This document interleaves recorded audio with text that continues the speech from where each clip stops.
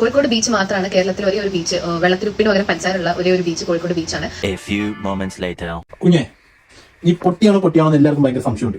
നീ അത് തെളിയിച്ചു നോക്ക്, നീ കൊടുക്കണം, നീ പൊട്ടിയല്ല. ഓക്കെ, കേരളത്തിലെ മധുരമുള്ള കടലുള്ളത് എവിടെയാണ്? കോഴിക്കോട്. അതെന്താ എങ്ങനെ നിനക്കറിയാം? അതെനിക്കറിയാം. അല്ല, എങ്ങനെ നിനക്ക് എങ്ങനെ മനസ്സിലായി? കേട്ടിട്ടുണ്ട്. എവിടെ കേട്ടിട്ടുണ്ട്? ആരും എവിടെ? ഏതോ ഇങ്ങനെ ജസ്റ്റ് ഇൻസ്റ്റാഗ്രാമിൽ ആരോ എന്തോ പറഞ്ഞു. എന്ത് പറഞ്ഞു? ലൈക് കോഴിക്കോടില് ഇവിടെ കിട്ടുന്ന മധുരമുള്ളതാണ്.